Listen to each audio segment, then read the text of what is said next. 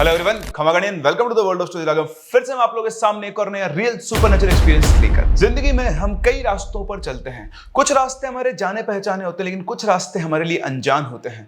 कुछ रास्ते आबाद होते हैं और कुछ रास्ते सुनसान होते हैं। और कभी कभी ऐसे ही सुनसान रास्तों पर आपका सामना हो जाता है किसी ना किसी सुपरनैचुरल पावर से। और अगर टाइम पे इसका सोल्यूशन ना मिले तो किसी ना किसी की जान पे जरूर बनाती है। और कुछ ऐसा ही हुआ हमारे सपनों की नगरी कोटा में, जहां पर हर साल लाखों बच्चे जेईई नीट की तैयारी करने के लिए आते हैं। और कभी कभी वो जाने अनजाने कुछ ऐसे सुनसान रास्तों पर चले जाते हैं जहां पर शायद उन्हें जाना नहीं चाहिए था। जी हाँ, एक ऐसी स्टोरी शेयर की हमारे साथ अभिषेक सिंह ने, जो खुद आए थे कोटा में मेडिकल की तैयारी करने, और उनकी आंखों के सामने एक ऐसा इंसिडेंट हुआ जो उनको लाइफ टाइम तक याद रहेगा। कहानी में आगे बढ़े उससे पहले आप हमें कमेंट करके जरूर बताएं कि आपको हमारी स्टोरीज में से सबसे ज्यादा कौन सा सेगमेंट पसंद है, ताकि हम उसी तरह की स्टोरीज आपके लिए और ढूंढ ढूंढ कर लाते रहें। और इसी के साथ साथ अगर आपने चैनल को सब्सक्राइब नहीं किया है तो प्लीज डू सब्सक्राइब, क्योंकि आपका सब्सक्रिप्शन हमारा मोटिवेशन। तो ये कहानी को शुरू करते हैं, लेकिन कैमरामैन पहले इंट्रो तो लगाओ।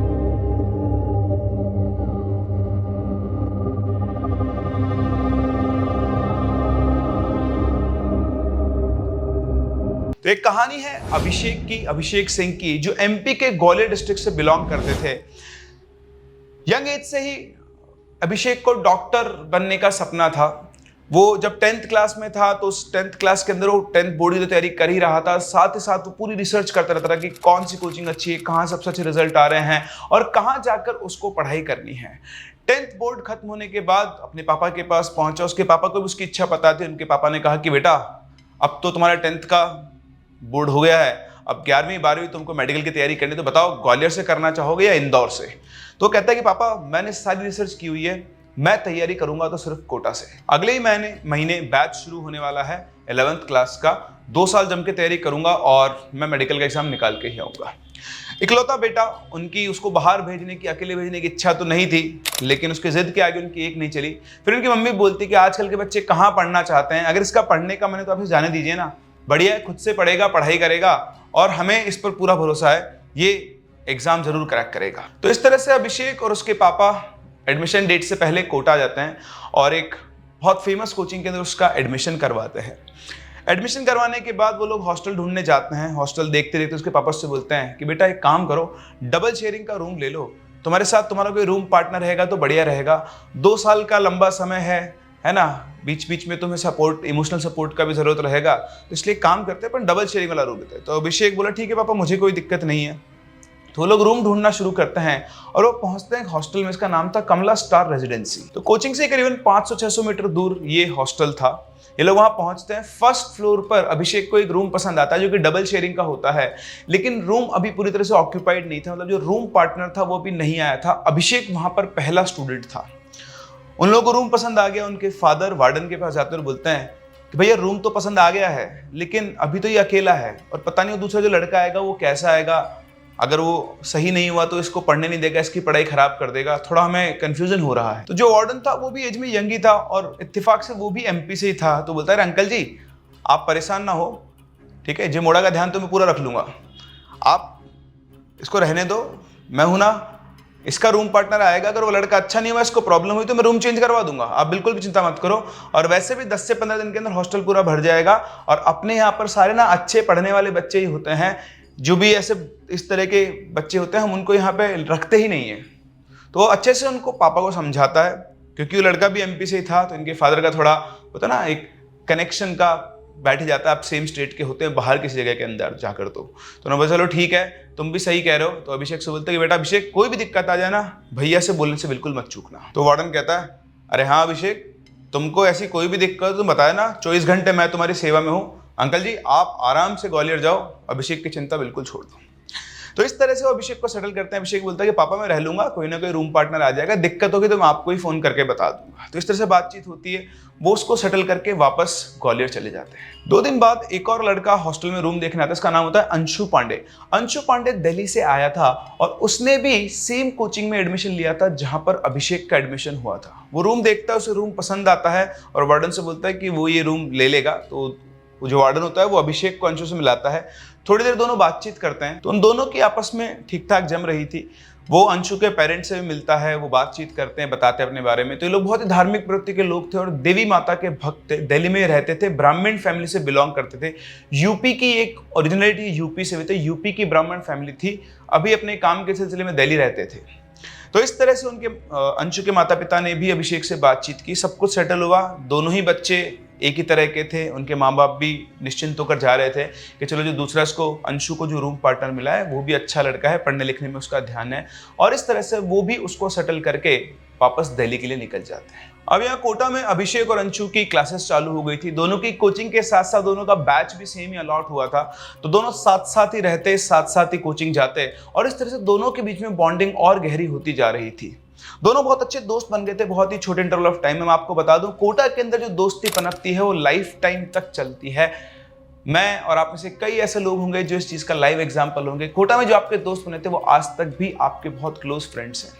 तो दोस्ती गहराती गई, बस डिफरेंस था तो एक ही चीज का कि अभिषेक जो था वो था चिकन लवर, उसको तो ऑलमोस्ट हर दिन चिकन खाना होता था, और अंशु था प्योर ब्राह्मण जिसने कभी आज तक नॉनवेज का नाम भी शायद ना लिया और ना ही उसे कभी छुआ हो। अभिषेक ऑल्दो अंशु को कभी परेशान नहीं करता था, उसे अगर कुछ खाना होता था वो बाहर जाकर खाकर आता था, या अगर वो रूम में भी लेकर आता था तो चुपचाप एक कोने में बैठकर अपना खाकर फिनिश कर दिया करता था। अंशु को भी ऐसा सच अभिषेक के चिकन खाने से कोई प्रॉब्लम नहीं थी। लेकिन आप जानते हैं दोस्त तो दोस्त को छेड़ता ही है, तो अभिषेक कई बार अंशु से बोलता है, यार अंशु तूने लाइफ में ना बहुत बढ़िया टेस्ट मिस कर दिया है, तू एक बार चिकन का एक पीस खा लेगा ना तो पनीर खाना भूल जाएगा। तो उधर से वो अंशु बोलता, भाई तू मुझे एक बार क्या 1000 बार भी कन्विंस करेगा ना तो भी मैं नॉनवेज को हाथ नहीं लगाऊंगा। तो अभिषेक वैसे भी उसकी चुटकियां लिया करता था, और इस तरह से दोनों की पढ़ाई भी चल रही थी और दोस्ती भी चल रही थी। तो इस तरह से 1 महीना 1.5 महीने के आसपास का टाइम गुजरता है। तो जब बच्चे कोचिंग के लिए आते हैं तो बहुत अच्छी तैयारी कर रहे होते हैं, पढ़ाई कर रहे होते हैं, जब तक उनका पहला टेस्ट नहीं आता। आप जितने लोग कोटा में कोचिंग कर चुके हैं या करने हुए जानते हैं कि जब पहला टेस्ट आता है तो स्टूडेंट बहुत ज़्यादा एक्साइटेड होते हैं कि पहला टेस्ट है, फोड़ के आऊँगा, बढ़िया सा मार्क्स लेकर आऊँगा। और जब पहला टेस्ट होता है तो उसके बाद कई बार ऐसा होता है कि आप जितना उम्मीद, एक्चुअली कई बार नहीं, मोस्ट ऑफ द टाइम ऐसा ही होता है कि आप जो उम्मीद कर रहे थे आपके उस लेवल के मार्क्स नहीं आ पाते। एक्चुअली इसमें गलती ना स्टूडेंट की होती है ना किसी और चीज़ की। 10th क्लास के बाद 11th क्लास में एकदम सब्जेक्ट का लेवल चेंज हो जाता है, इसलिए स्टूडेंट्स को इनिशियल फेज के अंदर बहुत प्रॉब्लम फेस करनी होती है मार्क्स लाने के लिए। कई बच्चे इस चीज़ को बड़े आसानी से झेल जाते हैं, जिनको इस चीज़ के बारे में पता होता है, उनके पास कोई गाइड या मेंटर होता है जिनको समझाता है इस चीज़ को। लेकिन कई स्टूडेंट्स इसको दिल पर ले जाते हैं, जैसा कि इस केस के अंदर अंशु ने लिया। दोनों ही दोस्तों का पहला टेस्ट बहुत खास नहीं जाता है और एक्चुअली उनके बहुत लो मार्क्स आते हैं, अराउंड 25-30% मार्क्स उनके आते हैं। अब जो बच्चे 9th-10th क्लास तक 80% 90% से नीचे स्कोर नहीं करते हैं, टेस्ट में उनके 25-30% स्कोर आए तो दोनों को बुरा लगा। अभिषेक जो था वो थोड़ा चिल टाइप का था, वो पॉजिटिव था, लेकिन अंशु इस बात को अपने दिल पर ले गया तो बड़ा उदास सा हो गया था। उसने बोला, यार टेस्ट में इतने कम मार्क्स आए हैं, मेरा नीट में कैसे होगा। तो अभिषेक बोलता, पागल हो गया है, पहला टेस्ट है, पहले टेस्ट में मार्क्स आ जाते हैं, अभी और टेस्ट हो गया पर अपने मार्क्स सुधार लेंगे, चिंता मत कर। लेकिन फिर भी अंशु थोड़ा सा मतलब नेगेटिव साइड था कि यार पता नहीं, मैं तो सोचा बहुत अच्छे मार्क्स आएंगे, बहुत बड़ा पढ़ाई भी की मैंने फिर भी। तो बोलता है, भाई रुक जा, अगले टेस्ट में 2-3 टेस्ट में मार्क्स अपने इंप्रूव हो जाएंगे। तो इस तरह से अभिषेक ने अंशु को पॉजिटिव किया, लेकिन वो टेस्ट अभी तक नहीं आया था। इनके 4-5 टेस्ट गुजर गए थे और सभी टेस्ट में इनके मार्क्स बहुत ज्यादा नहीं आ रहे थे। जहां अभिषेक कॉन्फिडेंट था, पॉजिटिव था कि धीरे धीरे इंप्रूवमेंट होता है, वहीं हर टेस्ट के साथ साथ अंशु जो था वो और डिप्रेशन के अंदर जा रहा है। आप डिप्रेशन नहीं बोल सकते, थोड़ी टेंशन में आ गया था कि यार आखिर मार्क्स क्यों इंक्रीज नहीं हो रहे हैं। हर दिन 10 से 12 घंटे पढ़ाई करता हूं लेकिन फिर भी मार्क्स नहीं आ रहे हैं। एक दिन अभिषेक और अंशु बैठे हुए थे तो अंशु अभिषेक बोलता है, यार भाई मुझे लगता है मैं नीट के लिए बना ही नहीं हूँ, वापस चला जाऊँ क्या। तो बोलता है, क्यों, क्या हुआ। बोले, यार दिन रात पढ़ाई करता हूँ, मेहनत करता हूँ, एक क्लास नहीं छोड़ता हूँ, लेकिन फिर भी मार्क्स नहीं आ रहे, मुझे लगता है मैं नीट के लिए नहीं बनाऊँ। तो बोलता है, तो पागल है, बहुत ज़्यादा सीरियस ले रहा है चीज़ों को। भाई 2 साल का टाइम है, अभी तो तेरे को 2 महीने हुए, 3 महीने हुए हैं, पढ़ाई कर, चलते रहने थे, मेरे भी तो नहीं आ रहे मार्क्स, तो इतना टेंशन क्यों लेता है।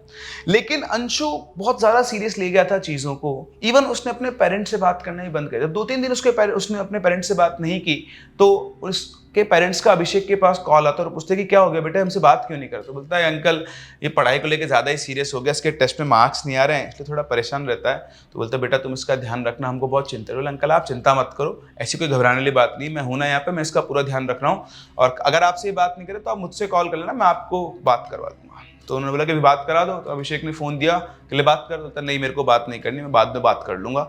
और इतना कहकर उसने फ़ोन काट दिया। अब वो कहते हैं ना, एक तो करेला और ऊपर से नींद चढ़ा। मतलब अभी उसके टेस्ट पे मार्क्स नहीं आए थे, तभी 10th के बोर्ड का रिजल्ट भी अनाउंस हो गया। और जैसे ही 10th के बोर्ड का रिजल्ट अनाउंस हुआ, अभिषेक के आए 97% और अंशु के आए 88%। यहाँ पर भी उसको झटका लगा। अब तो उसका जो कहते हैं ना, वो पहले से जिस नेगेटिव में चल रहा था वो और ज़्यादा बढ़ गई। अब वो और परेशान हो गया। अभिषेक से बोलता है, यार अभिषेक भाई, मैंने कितनी मेहनत की थी बोर्ड्स में, मेरे सिर्फ 88% मार्क्स ही आए हैं। पता नहीं क्या हो गया आज के बच्चों को, 88% मार्क्स, मेरे तो 82% भी नहीं थे। मतलब 82, 81 पॉइंट समथिंग परसेंट थे, तब भी हम तो बहुत खुश हुए थे। 88% इज गुड मार्क्स। तो 10th बोर्ड में 88% आ गए, लेकिन फिर भी वो बालक परेशान था। इधर अभिषेक उसको बोलता है कि भाई बोर्ड के मार्क्स हैं, कोई दिक्कत नहीं है, पर वो बहुत ज़्यादा डिप्रेशन के अंदर आ गया था।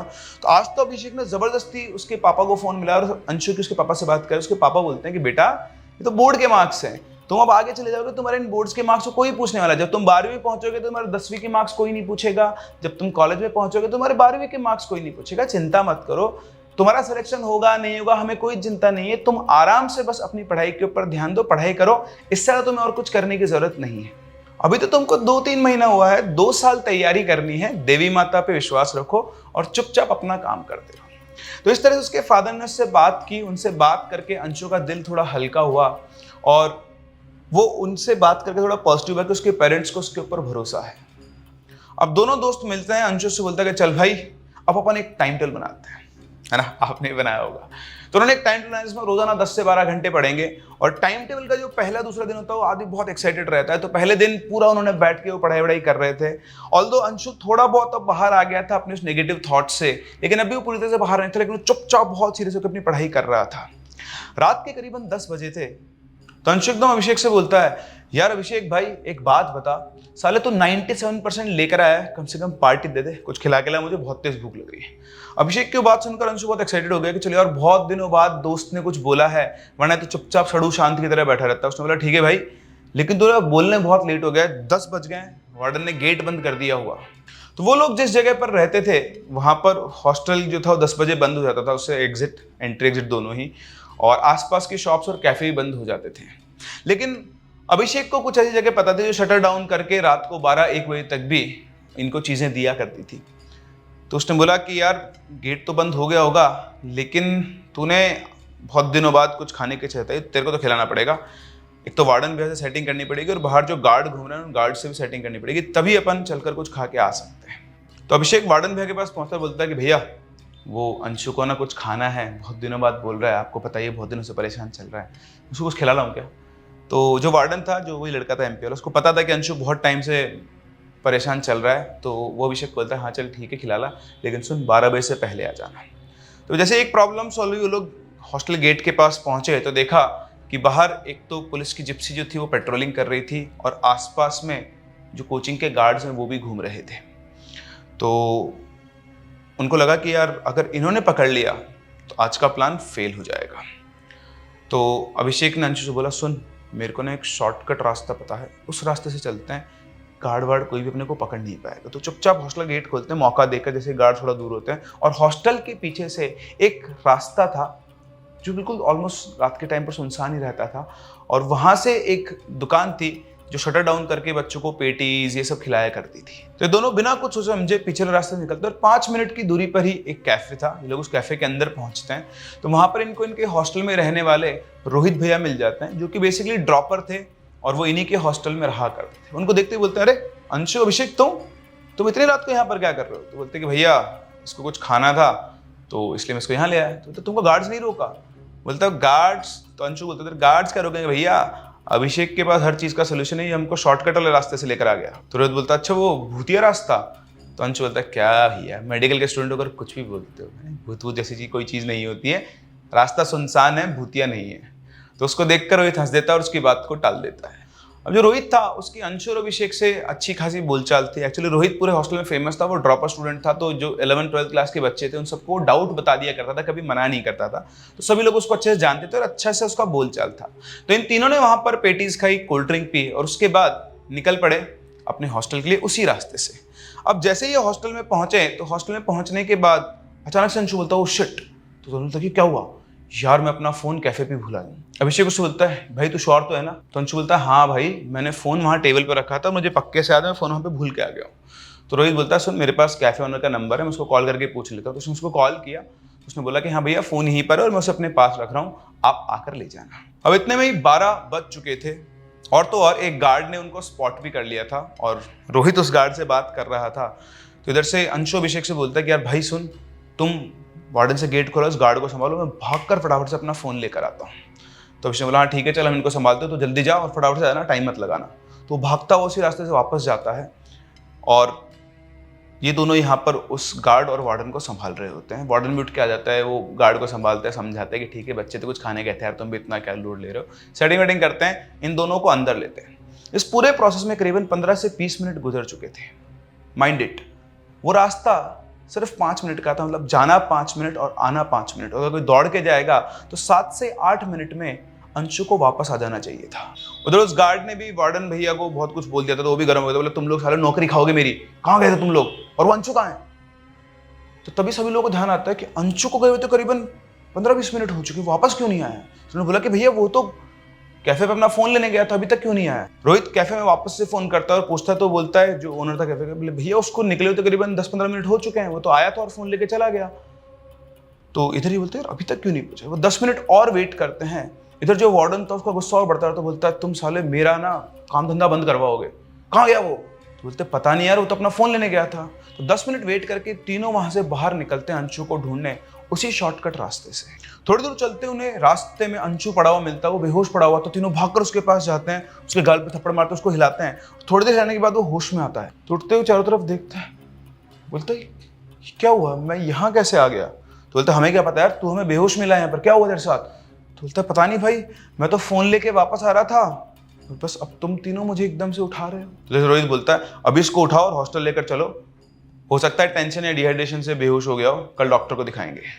तीनों मिलकर उसको हॉस्टल में लेकर जाते हैं। अभिषेक उसको अपने रूम में लेकर जाता है, उसे सुलाता है, बेड पे जाते हैं उसे नींद आ जाती है।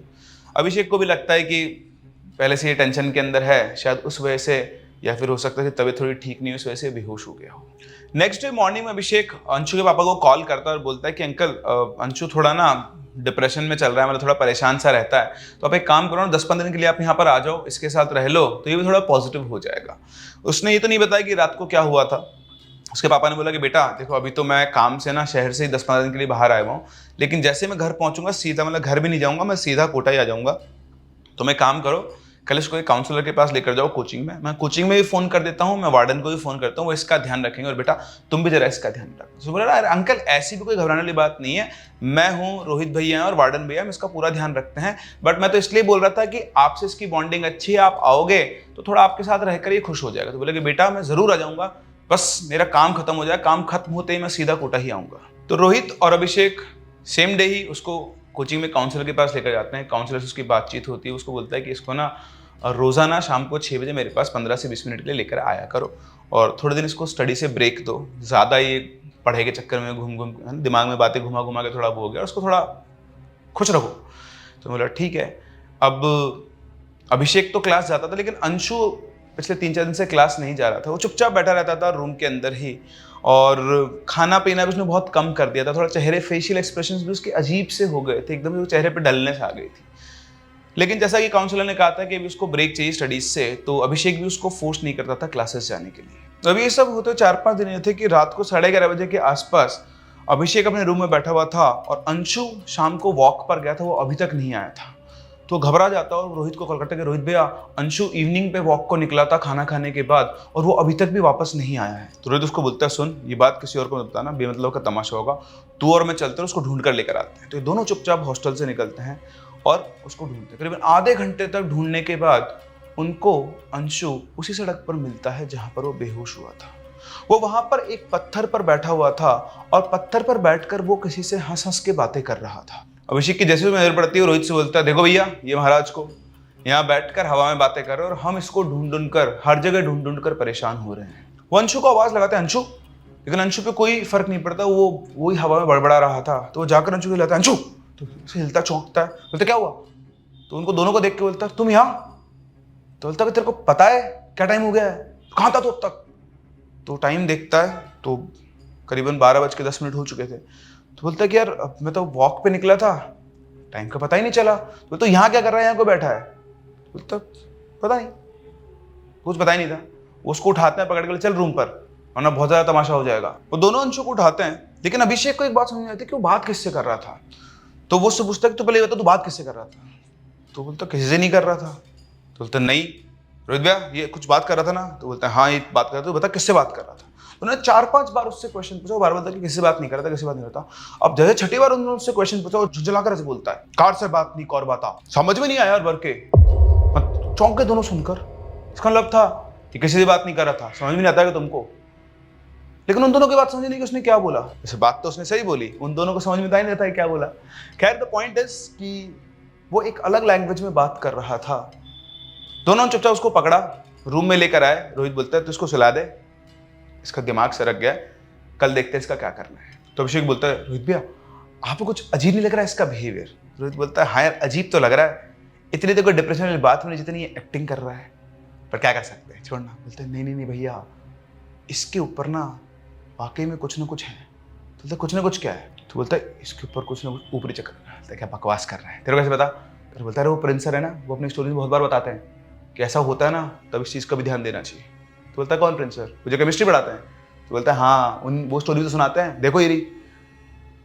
रोहित बोलता है हाँ मुझे पता है, मैंने उनका चैनल सब्सक्राइब किया हुआ है। अब आप सोचो रोहित ने भी चैनल सब्सक्राइब किया हुआ है, लेकिन आप लोग क्यों नहीं कर रहे भाई? चैनल को सब्सक्राइब करें, तभी तो आपके पास हर बार नई और इंटरेस्टिंग स्टोरीज आएंगी, और कभी आपके सामने ऐसा मौका आया तो आप भी इन चीज़ों के बारे में जान पाएंगे।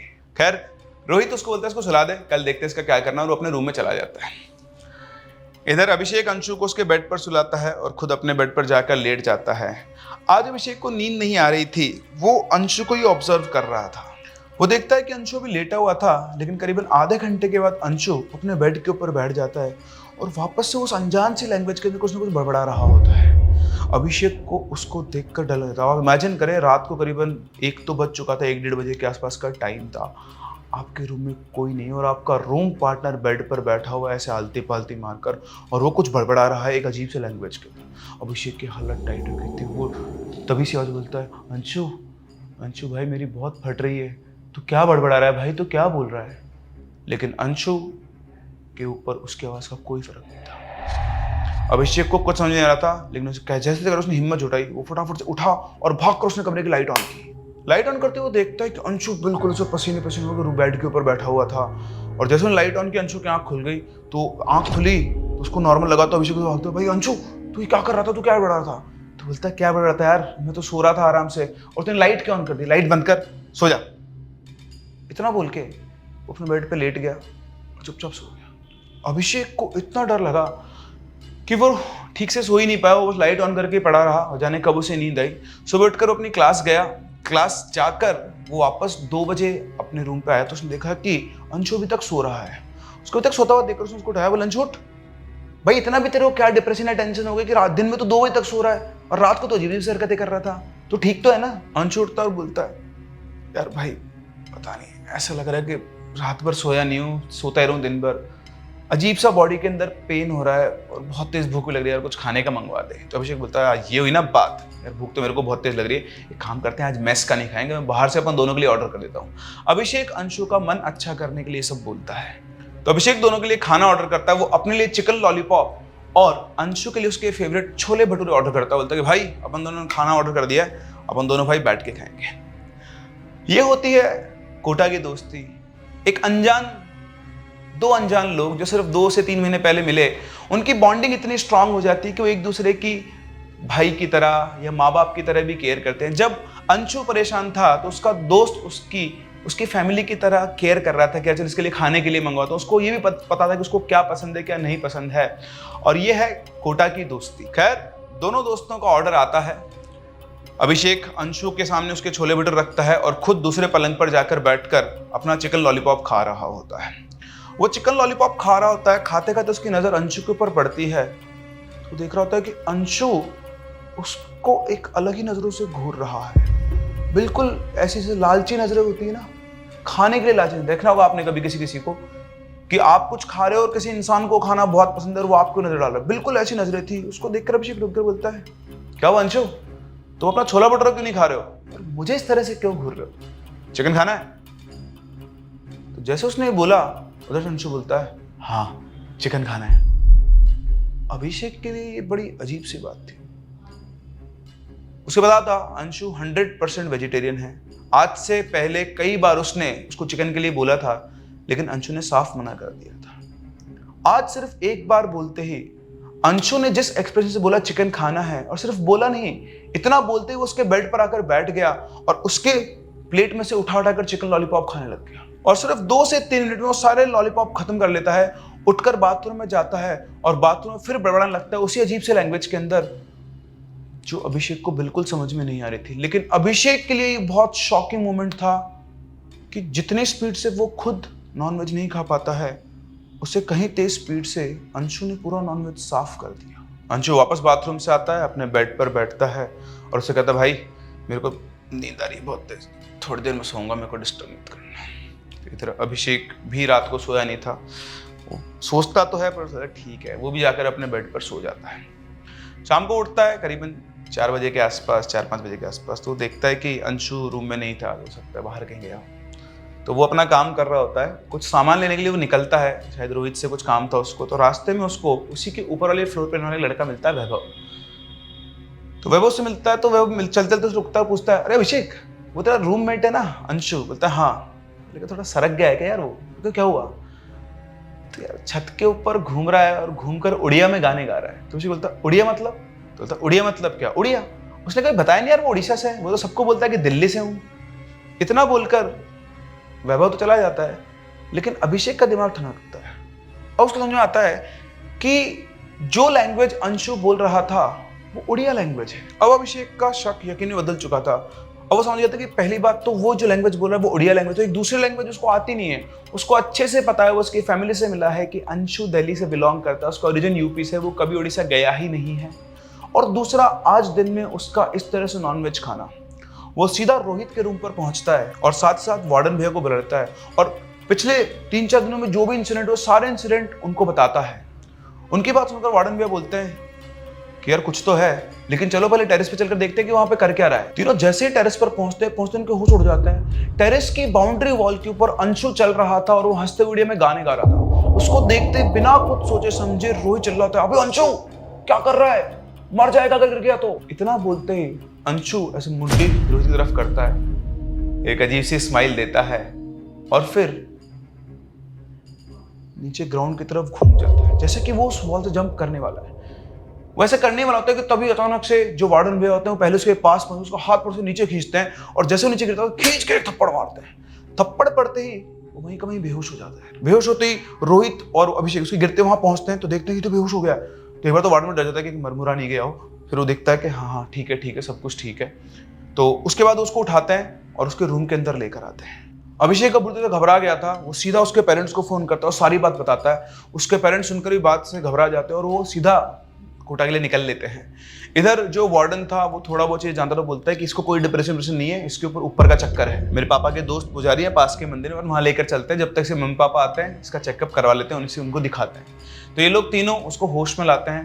होश में लाने के बाद ये उन जो पुजारी थे उनके पास पहुंचते हैं। उसको देखते पुजारी बोलते हैं इसके ऊपर तो प्रेत आत्मा का साया है और उसको कसकर जकड़ लिया है, जान खतरे में इसकी। तो वो जो वार्डन है वो बोलता है कि पंडित जी आप ही बताओ क्या उपाय करें। बोलता है मैं अकेला नहीं कर सकता, एक तांत्रिक और लगेगा। अभी के लिए मैं तुमको ये भभूत दे रहा हूँ, थोड़ी भभूत इसके मस्तक पे और इसके शरीर पे लगा दो और कल हम लोग पूजा करेंगे, मैं बात करता हूँ। वो लोग अंशु को रूम पे ले आते हैं, उसके शरीर पे भभूत लगाते हैं। भभूत लगाने के बाद वो हरकतें तो नहीं कर रहा था, लेकिन बेड पे पड़ा पड़ा वो तड़प रहा था, जैसे कोई चीज है जिसको आपने बांध दिया और वहां से छूटने की कोशिश कर रही हो। रात तक अंशु के पेरेंट्स भी पहुंच जाते हैं और वो पहुंचते ही सीधा उसके गले के अंदर माता रानी का एक लॉकेट डालते हैं और पंडित जी से बात कर अगले दिन सुबह पूजा की तैयारी शुरू होती है। तो पहले तो पंडित जी ने कहा था कि पूजा जो है जहाँ रहता है वहीं करवाई जानी चाहिए, लेकिन हॉस्टल ऑनर ने मना कर दिया था कि मेरे हॉस्टल में सब पूजा वूजा नहीं होगी, तुम लोग मेरे हॉस्टल को बदनाम करोगे, ये ना भूत कुछ नहीं होता, ये सब फालतू की बातें। तो फिर पंडित जी ने कहा ठीक है चलो कोई बात नहीं, एक काम करते हैं मंदिर में ही हम लोग इस पूजा को संपन्न करते हैं। तो 5-6 घंटे के आसपास उनकी पूजा चलती है और पूजा खत्म होने तक जो दूसरे तांत्रिक थे या जो भी पंडित थे वो उस और जो भी उसके अंदर एंटिटी थी उससे कांटेक्ट बनाते हैं, उससे पूछते हैं कि कौन है तू और इस बच्चे को क्यों परेशान कर रखा है। तो अंशु एक बदली आवाज में बोलता है, मैं इस लड़के से प्यार करती हूँ और मैं इसे अपने साथ लेकर जाऊंगी। कब से भटक रही हूँ मैं इसके इंतजार में। फिर और बातचीत करके डील करके पता लगता है कि अंशु के अंदर जो एंटिटी है वो एक लड़की जिया की आत्मा है। जिया उसी एरिया में एक उड़िया बस्ती में रहा करती थी और जिया का एक बॉयफ्रेंड था जिससे वो रोज रात को घर से छुपके उसी गली के अंदर, क्योंकि गली थोड़ी सुनसान थी, कोई आता था वहां नहीं था, वहीं पर उससे मिला करती थी। जिया का जो बॉयफ्रेंड था वो कोटा में ही नीट की तैयारी करने आया था और इनका रिलेशन करीबन 7-8 महीने चला। 7-8 महीने के बाद जब जिया को पता लगा कि वो प्रेग्नेंट हो गई है तो उसने अपने बॉयफ्रेंड को जब ये बात बताई तो उस दिन के बाद से उसका जो बॉयफ्रेंड था वो वहाँ से गायब हो गया। जिया इस बात से बहुत डिप्रेशन में आ गई थी और उसने कई बार उस लड़के को कांटेक्ट करने की कोशिश की। वो बार बार उसके नंबर पे फ़ोन करती बट उसने उसका नंबर भी ब्लॉक कर दिया था और इवन अपना नंबर बंद ही कर दिया था। जब उसे कोई रास्ता नहीं दिखाई दिया तो जिया ने अपनी लीला ही समाप्त कर ली। उसका शरीर तो चला गया लेकिन उसकी आत्मा उसी रास्ते पर भटकती रही अपने बॉयफ्रेंड के इंतजार में, क्योंकि उसी गली के अंदर रात को बैठकर वो दोनों बातें किया करते थे, एक दूसरे से मिला करते थे। उस दिन रात को जब वो कैफे से फोन लेकर वापस आ रहा था तो अंशु को तो रास्ते में कोई दिखाई नहीं दिया लेकिन जिया को रास्ते में अंशु दिखाई दिया और उसमें उसको अपना वही बॉयफ्रेंड दिखाई दिया और उसने उसके शरीर को पकड़ लिया। वो जिस इंतजार में थी उसके इंतजार के लिए उस इंतजार को खत्म करने के लिए उसे कोई मीडियम चाहिए था और यहाँ पर अंशु वो मीडियम बना। वो अंशु को अपने साथ ले जाना ही चाहती थी और उस दिन टेरेस पर अगर टाइम पर अभिषेक, रोहित और वो वार्डन नहीं पहुंचते तो शायद वो उस दिन कूद जाता वहां से और वो अंशु को अपने साथ हमेशा हमेशा के लिए ले जाती। खैर अंशु के साथ क्या हुआ बैक स्टोरी तो पता लग गई थी लेकिन जिया जो थी वो बहुत जिद्दी थी और वो अंशु को किसी भी कीमत पर छोड़ना नहीं चाह रही थी। एक दिन की पूजा खत्म होने के बाद भी अंशु के शरीर को जिया ने अभी तक नहीं छोड़ा था तो उन्होंने कहा कि अभी एक दिन और पूजा करनी पड़ेगी और अगले दिन बहुत मशक्कत करने के बाद वो लोग जिया को अंशु के शरीर से आज़ाद करवा पाए। उसका इलाज करवा के वो अंशु को वापस दिल्ली ले गए। दिल्ली वो रहा 15-20 दिनों पर। 15-20 दिनों में वो बहुत ज़्यादा नॉर्मल नहीं था। रात को करीबन 10-11 बजे के बाद वो सब कुछ भूल जाता था कि उसने क्या किया, उसको कब नींद आई कब नहीं आई। 15-20 दिन वो वहां पर रहा, उसका इलाज चला, उसके बाद वो थोड़ा ठीक हुआ। अंशु के जाने के बाद अभिषेक को भी हॉस्टल में अच्छा नहीं लगता था, उसने अपना हॉस्टल बदल दिया और चेंज करके वो अपनी तैयारी करने लगा। इस इंसिडेंट के करीबन 1.5 महीने के बाद अंशु वापस कोटा आया और फिर से जब अभिषेक और अंशु साथ में रहे एक दूसरे हॉस्टल के अंदर और उसके बाद कभी उनको ऐसी कोई प्रॉब्लम नहीं आई। दोनों दोस्त साथ रहे, दोनों दोस्तों नीट की तैयारी की। उनका नीट क्लियर हुआ है नहीं ये तो हमें नहीं बताया गया है स्टोरी के अंदर जो उन्होंने शेयर की है, बट आई होप उनका एग्जाम क्लियर हो गया होगा या फिर हो सकता है कोई भी एग्जाम की तैयारी कर रहे हो। अगर नहीं हुआ होगा तो उस टाइम वो 11th क्लास में ही थे, बहुत पुरानी बात नहीं है। बट यहाँ पर जो मुद्दा है वो ये है कि ऐसा नहीं है कि उस रास्ते से सिर्फ अंशु ही अकेला गुजरा है। ऐसे कई लोग होंगे जो उस रास्ते से अकेले गुजरते होंगे, लेकिन सिर्फ अंशु ही क्यों वो एंटिटी सिर्फ और सिर्फ अंशु के ऊपर ही हावी हो पाई, किसी और के ऊपर नहीं? क्या इसलिए कि अंशु पहले से ही नेगेटिव थॉट्स के अंदर था और जहां नेगेटिविटी होती है वो और नेगेटिविटी को अट्रैक्ट करती है। शायद उस एंटिटी को वो एनर्जी सोर्स लो लगा और वो उसको लगा कि आसानी से उसको कंट्रोल कर सकती है और इस वजह से शायद जिया ने अंशु को अपने कंट्रोल में कर लिया था। आप लोगों को क्या लगता है? अपने व्यूज कमेंट सेक्शन में जरूर बताएं। हम लोग मिलते हैं अपनी अगली कहानी में, तब तक के लिए keep loving and keep listening.